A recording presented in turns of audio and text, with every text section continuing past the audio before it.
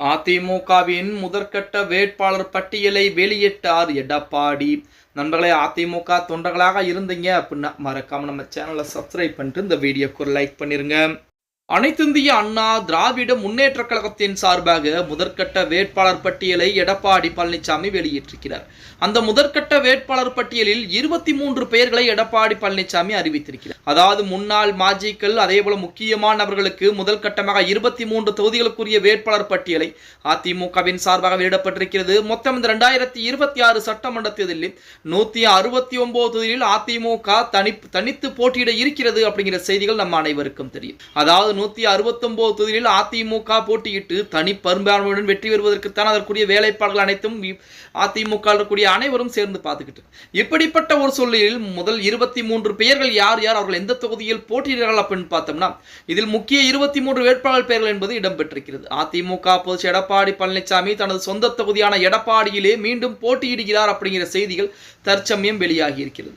இந்த பட்டியலில் முன்னாள் அமைச்சருடைய ஆதிக்கம் என்பது மேலோங்கி இருக்கிறது அப்படின்னே கூட சொல்லலாம்.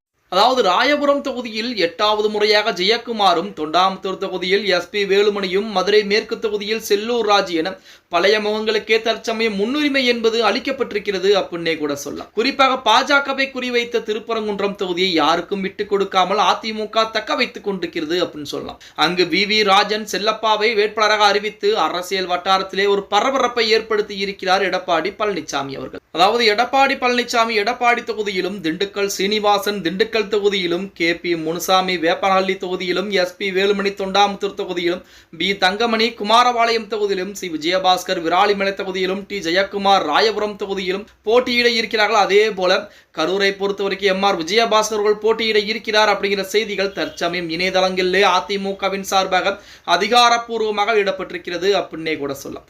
அது மட்டுமில்லாமல் மயிலம் தொகுதியில் CB சண்முகம், மதுரை மேற்கு செல்லூர் ராஜு, பாலக்கோடு தொகுதியில் KP அன்பழகன், நன்னிலம் தொகுதியில் R காமராஜ், தேவாரண்யம் தொகுதியில் OS மணியன், விராலிமலை தொகுதியில் C விஜயபாஸ்கர், கோவில்பட்டியில் Kadambur Raju, Thirumangalam RP Udhayakumar, Sivakasi KT Rajendra Balaji, Maduravoyal Benjamin, Kalasapakkam agri S Krishnamurthy, அதேபோல திருப்பரங்குன்றம் VV ராஜன் செல்லப்பா, பவானி தொகுதியை பொறுத்த வரைக்கும் KC கருப்பண்ணன், அதேபோல ஜோலார்பேட்டை தொகுதியில் KC வீரமணி, கரூர் தொகுதியில் MR விஜயபாஸ்கர், அரியலூர் தொகுதியில் தாமரை S ராஜேந்திரன் அவர்கள் போட்டியிட இருக்கிறார் அப்படிங்கிற முதல் கட்ட வேட்பாளர் பட்டியலை எடப்பாடி பழனிசாமி அதிரடியாக வெளியிட்டிருக்கிறார்.